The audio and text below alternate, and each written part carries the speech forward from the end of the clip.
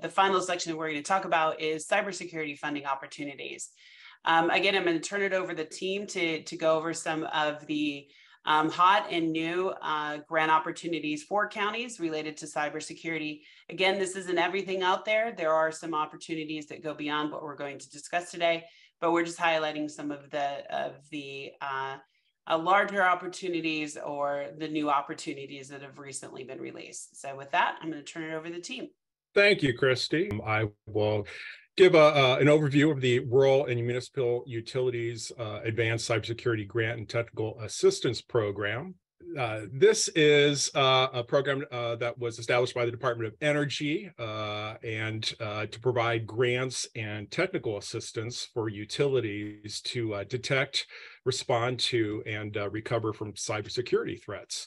And the objectives of the program are to deploy advanced cybersecurity technologies for electric utility systems and to increase the participation of eligible entities in cybersecurity threat information sharing programs. Priority will be given to applicants with the following. They have limited cybersecurity resources. They own assets critical to the reliability of the bulk power system, or they own critical electric infrastructure. Eligible applicants include utilities owned by a political subdivision of the state, rural electric cooperatives, utilities owned by an agency, authority, corporation, or instrumentality of one of the political subdivisions of a state, nonprofit entities that are in partnership with not fewer than 6 entities listed above, and finally, investor-owned electric utilities that sell less than 4 million megawatt hours of electricity per year. The program's focus on small and medium-sized electric utilities, particularly public power and rural electric cooperative utilities, is definitely a welcome development. A total of $250 million will be made available to support awards through this program for 4 fiscal years. We were expecting the notice of funding opportunity to be released this summer along with the application window, but it appears that will be delayed until sometime this fall. When this program was announced late last summer, throughout the fall period, there were several opportunities, webinars for the public to be involved and provide feedback. The DOE also initiated a request for information too. And through all that data collection and information collection that DOE did, they were putting together that NOFO. Has not been released this yet, as I mentioned, but we expect that to be coming forthcoming with that application window, hoping to open sometime this fall. We have the state and local cybersecurity grant program. This is a Department of Homeland Security grant. They announced the FY23 program just recently, back August 7th. The goal of this program is to assist local, state, and territorial governments with managing and reducing systemic cyber risk. The program enables DHS to make targeted cybersecurity investments in state, local, and territorial government agencies, thus improving the security of critical infrastructure and the resilience of the services that state, local, and territorial governments provide to their communities. The grant program, now in its second year, will dole out funds to help governments assess and evaluate individual projects being undertaken and adopt key cybersecurity best practices and federal cybersecurity performance goals.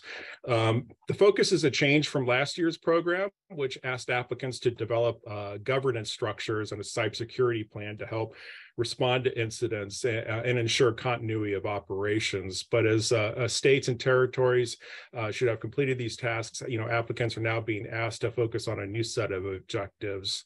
So some of the eligible purposes, FEMA and the Cybersecurity Infrastructure Security Agency, CISA, they created a series of overarching goals and objectives for the grant program based on input from state and local government stakeholders and associations and consideration of national priorities and frameworks in the national cyber threat environment.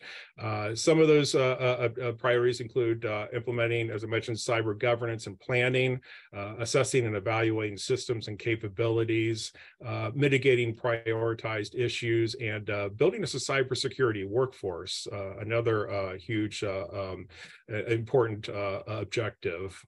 During FY22 program year last year, the applicants, as I mentioned, focused on establishing and developing governance structures.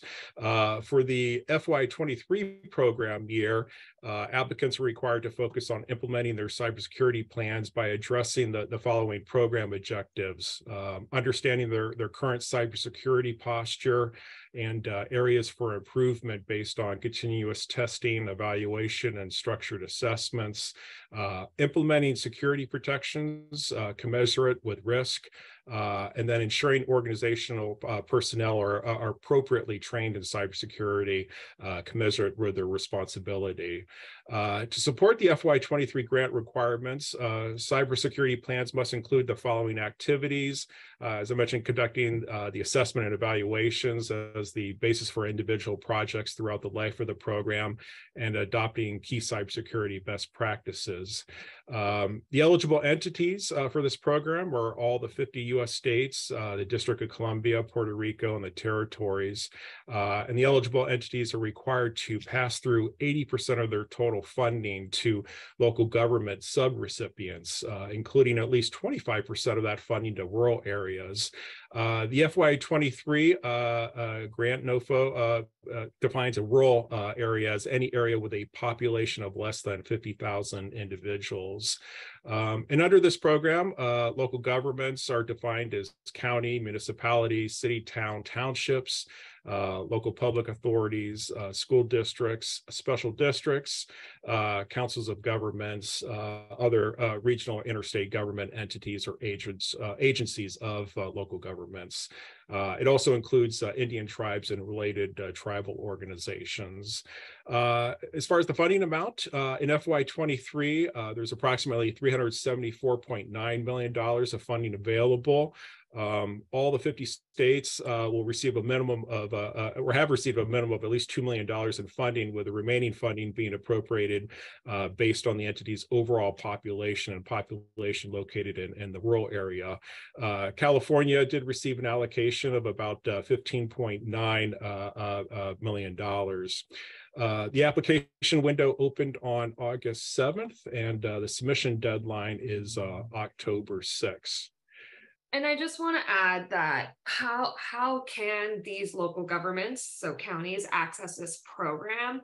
So right now, Cal OES has established a cybersecurity task force, which is developing the plans. Counties can reach out to Cal OES to get added onto their distribution list, to get updated about where they are in the planning process and how they're going to distribute that 80% to local governments as required by the statute.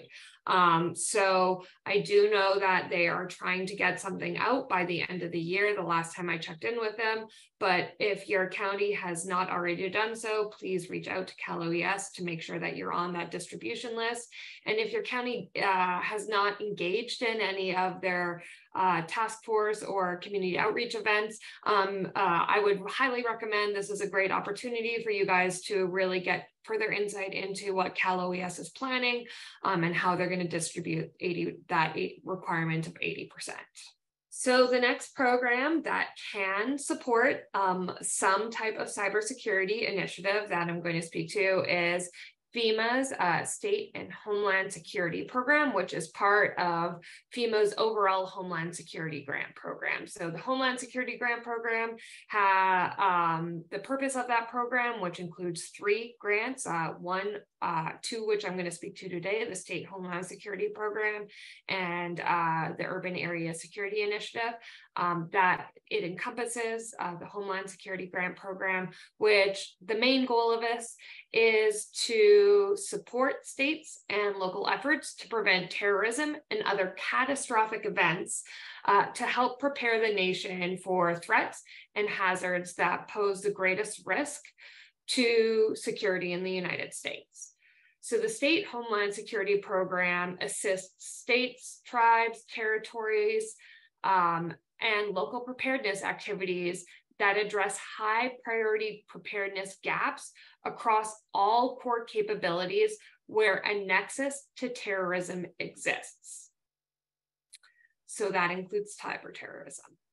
The State Homeland Security Program supports the implementation of risk-driven, capabilities-based state of Homeland Security strategies to address the capabilities, targets set in the urban area, state, and regional threat, hazard identification, and risk assessment, also known as a THERA.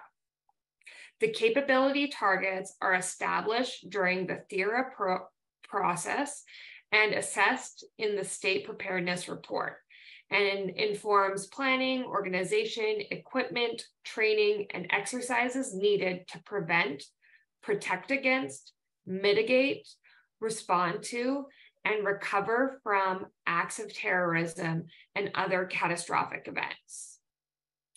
So each State Homeland Security Program applicant must dedicate a minimum spend amount identified below where applicable, as a percentage of total of their total state homeland security allocation across national priority areas. And there are 6 national priority areas that the state of California, which has 57 million allocation, is going to have to spend. And so these 6 national priority areas include a minimum spend of 3% going towards enhancing the protection of soft targets in crowded places, a minimum of 3% going towards enhancing information and intelligence sharing and analysis, a minimum of 3% on combating domestic violent extremism, no minimum spend requirement for enhancing cybersecurity, although it is a national priority area, and a minimum of 3% spending on enhancing community preparedness and resilience. And new to the fiscal year 2023 application was a minimum 3% on enhancing election security.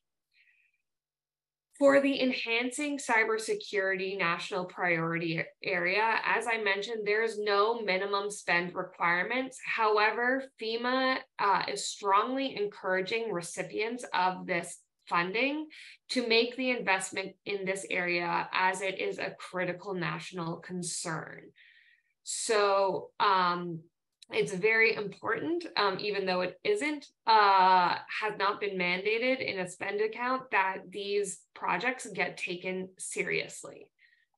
So this grant is typically released on the federal level every spring, and counties have the opportunity to submit projects through its county or operational area, which decides what projects to put forward for consideration to the state.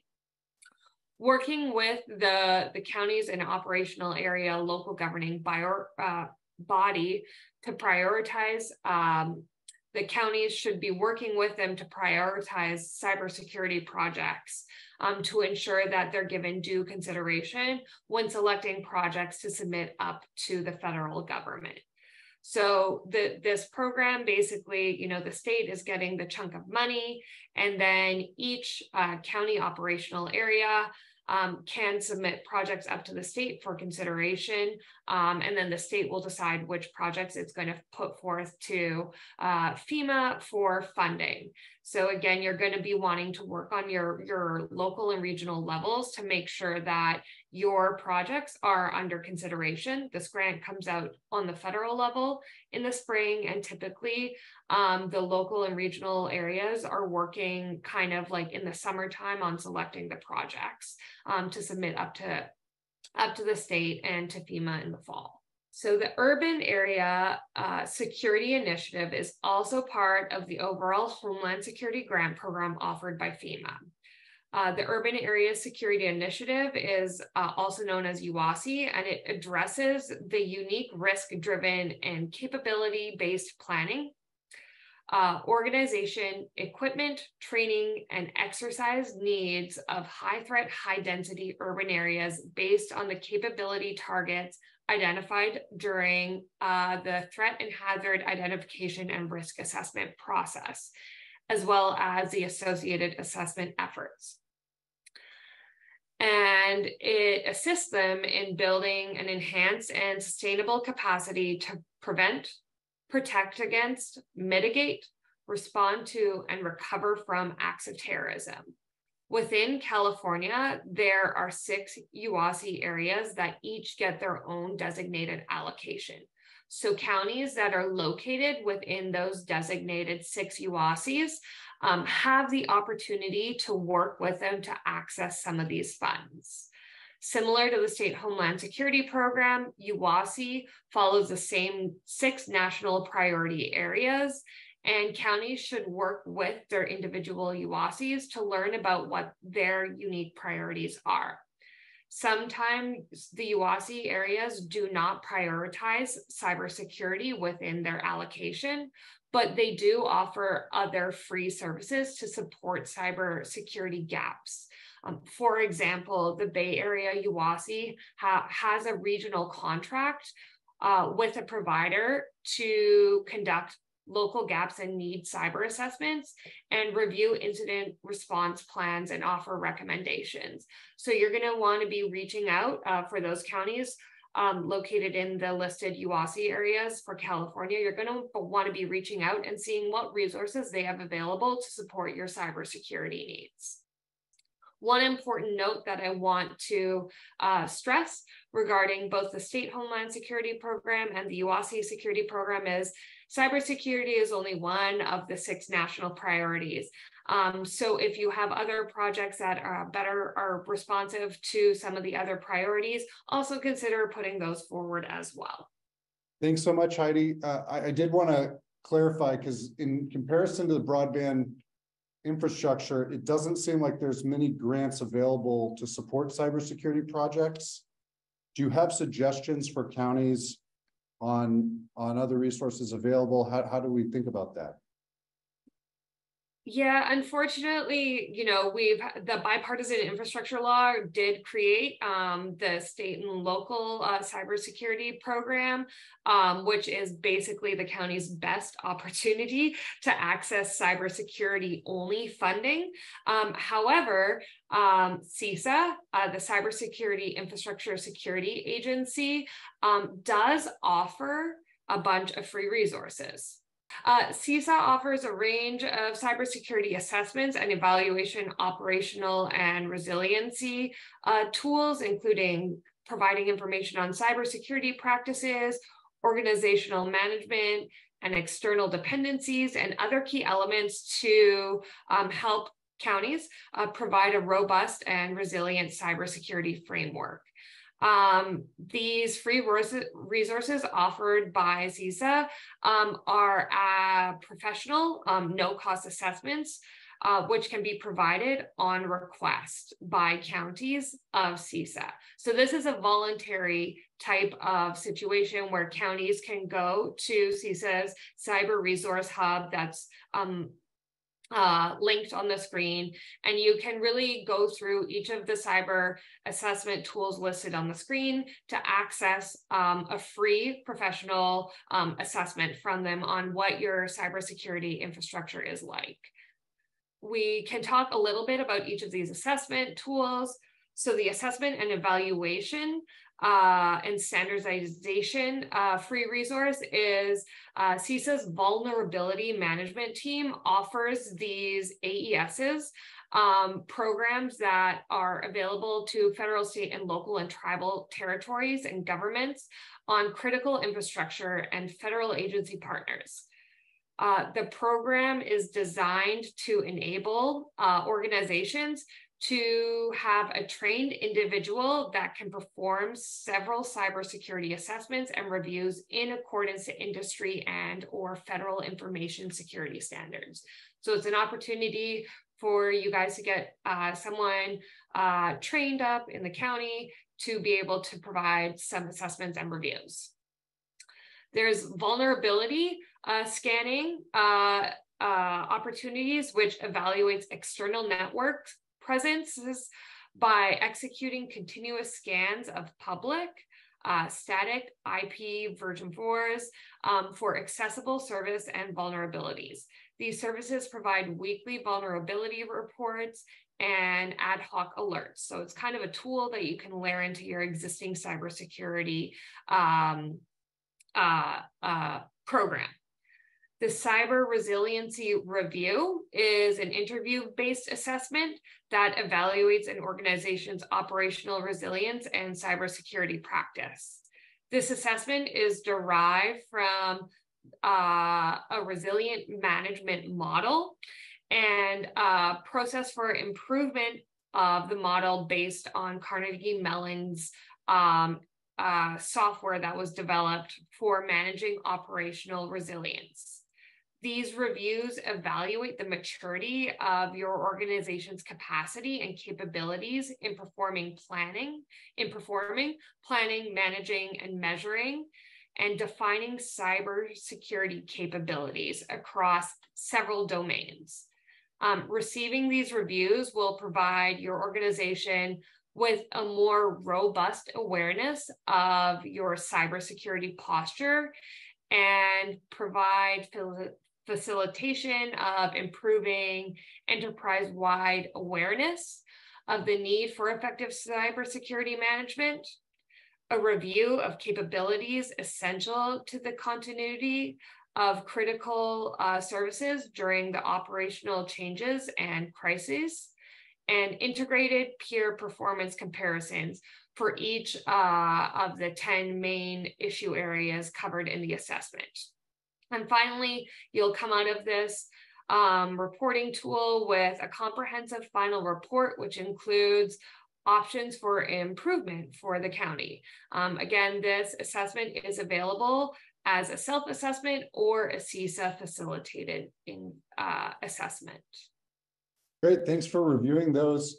We did get two questions in the chat I wanted to make sure we got to before going on. One harkens back to the broadband connectivity as a general theme. I'm not sure that any of us on the call are going to have the best, information to answer this, but if a county receives grant money, but there isn't an ISP providing service in the area, do we have any thoughts on how to approach that? I will say from a CSAC perspective, before if TFG wants to weigh in, that it's worth saying CSAC works directly with the California Emerging Technology Fund, which at the state level is working on trying to be a voice and a coordinator for as many entities as possible in the broadband space. They're helping on the BEAD, on ACP and other broadband programs. So it's possible that that raising this question to that type of entity might be helpful in that circumstance. Not sure if you guys had thoughts.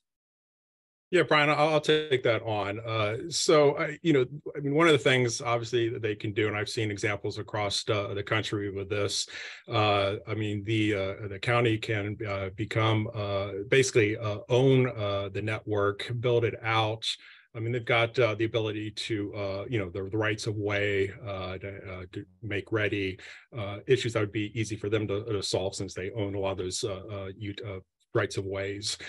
They can, build it own it, but then lease it out, or have an ISP basically become the one that will run it, operate it.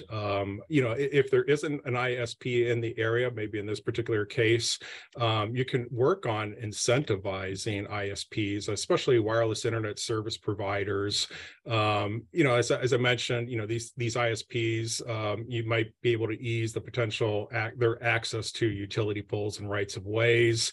You can, maybe conduct an engineering study, and that's another way to partner with a provider to basically identify some of the best locations to deploy broadband. You could also, in this case, they did win the grant, but I think you can explore financial incentives too to working with a partner. And this all kind of comes back to what Kristen said a little bit earlier on, making sure you have some community champions and supporters there that within the business community and local government and elsewhere that can basically be a sounding board. You've done some of the work there as far as looking at surveys of broadband need. So the potential internet service provider that might come in could see that, look, we've got quite a bit of interest here amongst potential subscribers. We could probably make a business model case out of this. So I think there's probably off the top of my head, some thoughts on that. That was great. Really, really appreciate that. And we didn't know who asked that, but hopefully that was a helpful answer. That was several layers, several things to consider. Another question we got, moving back to cybersecurity, was who can counties in California contact to see how the state is going to allocate cybersecurity grants to counties? Is there something that counties need to submit to their state? Is this for the state and local program?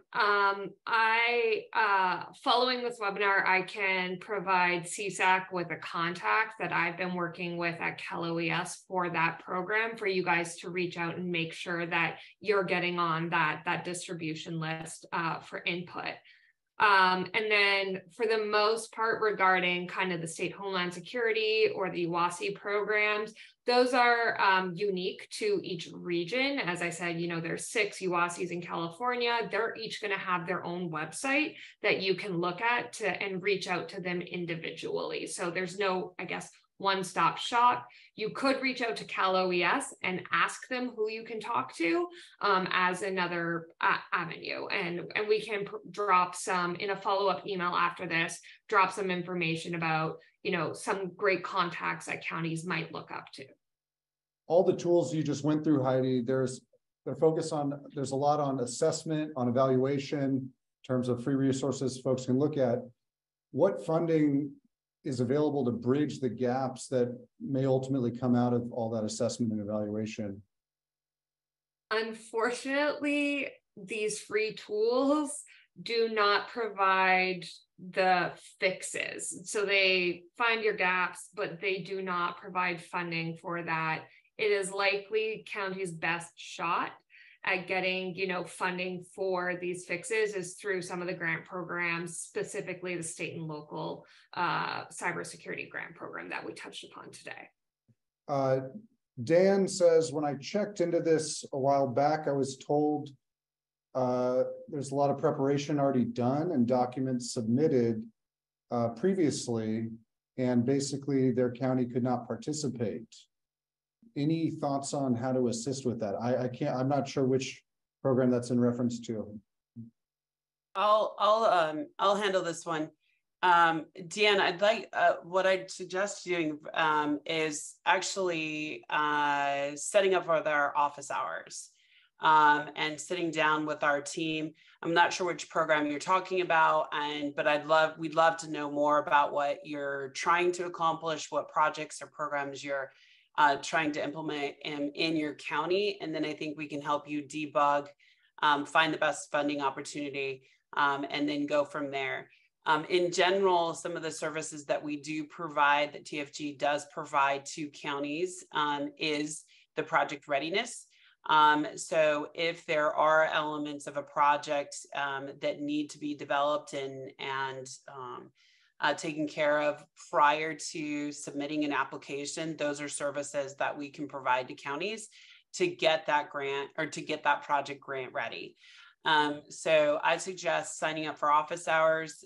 You'll get one of our team on a situation like this where it is a very technical element. We bring in other members of TFG's team beyond just the grant side, like David, to come in on a issue specific question as well. So that would be my recommendation there. And to anybody can do that as well. If you've got projects along this line, these are complicated sort of multi-step processes. So with a lot of opportunities in different ways. Yeah, great recommendation. And from the CSAC, I want to endorse that Christy and her team are a great resource for all the CSAC members, all counties that are available through this program. So please do reach out to try to schedule some CSAC sponsored conversations. We can dig further into your specific scenario. I'll switch now to a higher level question in terms of, we've just gone over cybersecurity. Now, for counties, what can they do to improve cybersecurity? Can we have some strategic advice? Sure. So we thought about this and we kind of took it from a technical and a non-technical things that you can do right now. And so we reached out to some cybersecurity specialists and asked what these things are. So some suggestions that came out of our discussions were to establish comprehensive policies and procedures that are tailored to the specific needs of your county. So these policies should outline security measures, acceptable uses of technology, incident response protocols, and employee responsibilities. And this key to this is this should be a living document, and it should be regularly reviewed and updated to address any new emerging threats. And we all know it seems like there's always a new virus that's coming out causing problems. For training, you'll want to make sure to train all of your employees on cybersecurity best practices. And some of these are common sense, but they're good to make sure everyone is trained to learn how to identify and avoid any phishing emails, use strong passwords, practice safe browsing habits, report any suspicious activities immediately. Basically, you want to promote a culture of security awareness and then conduct regular training sessions to reinforce that cybersecurity knowledge. Another suggestion is to develop and regularly update incident response plans that will outline the steps to be taken in the unfortunate event of a cybersecurity breach. So that includes defining roles and responsibilities, establishing communication protocols, and then conducting regular readiness drills. And finally, to foster collaboration with other governments, other local governments, law enforcement agencies, and cybersecurity organizations. Here you can share best practices, threat intelligence, and resources to help identify any of these emerging threats and to improve your response capabilities. Some more technical actions that can help bolster your current cybersecurity efforts would be to conduct that risk assessment, to conduct a real thorough cybersecurity risk assessment that is faced by county governments. So you'll want to identify any vulnerabilities, evaluate any potential impacts, and then prioritize security efforts based on risk effort. And as part of that, once you have completed the risk assessment, to develop a risk management plan to mitigate and identify those risks effectively. Of course, you want to implement a robust network security measure system, including firewalls, intrusion detection systems, multi-factor authentication, and regular patching of software and firmware. Really, kind of the basics: use secure network protocols, strong encryption, access controls to protect sensitive data and systems from unauthorized access. And you'll also want to implement robust data backup protection measures. So do your regular data backups, offsite storage, and encryption of sensitive data, and then test those data backups to make sure that the data can be restored in the event of a cyber incident or a data loss. First, we got a question in response to our commenting on office hours. I do want to make sure everyone knows what office hours are. So the CSAC Grants Initiative, we have first come, first served basis hours where CSOC has paid for a dedicated consulting team, the Ferguson Group folks you see on the call, to meet with you. If you go to csacgrantsinitiative.org, you can find under our free resources that office hours is one of the top free resources there. So please do check out csacgrantsinitiative.org and go to office hours. You can schedule a half-hour chat with typically one or more folks that are on this call, and we can dive into your particular issue. Can be cyber security, broadband, or any other grant-related item. So check that out. Did get another couple questions here.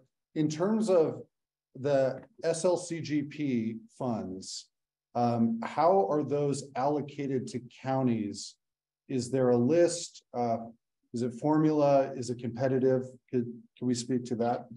Sure. So the guidelines as to how Cal OES is going to allocate the money out to to locals has yet to be revealed publicly. So unfortunately, at this time, we cannot provide any insight on that. All we know is that the state does have to give 80% of that funding and pass it through to local entities. So, great. And then there was I know the state is working on those rules right now, and hopefully they will be public soon, because I believe they'll be opening for potential competition in 2024. Awesome. And there was a follow-up question on the same funding. Is there a NOFO, a deadline application form? And the answer sounds like no, because that's TBD. TBD, correct? unfortunately, yep. As of today. Okay, so I think that's all of our questions in the chat here. I'll reaffirm what Christy had brought up, and then what we had gotten to bring up again with the office hours, that everyone that's attending today as a CSAC member, as part of a California county, you can reach out to us on csacgrantsinitiative.org. You can email myself. We are going to follow up with an email to all attendees today, so you can respond directly to that or start a new thread with us. But we would love to keep the conversation going on your particular needs. So thanks for showing up today. And I'll hand it over to Christy to say thank you, because you guys are the real stars of the show here. Oh, sure. No, thank you. This has been, I've really enjoyed watching the questions come in. Understanding how you guys are dealing with these issues on a county level is important to us as we continue to provide services on grants and build the repertoire of the services that we're able to offer to counties through the CSAC Grants Initiative. So thank you for the engagement. We know that this is very technical and these can be complicated issues. So we appreciate that you tuned in today. And as Brian said, please take advantage of those office hours. It's easy to sign up for. We can do it generally if you just have general questions, or if you have a specific project that you want to talk about. We can get you in front of our grants experts, and we can start to work on that for you. We will also be attending the CSAC conference too. If you guys, if anybody is there in attendance, Heidi, Kristen, and I will be there in person. So looking forward to seeing anybody that does go to Oakland.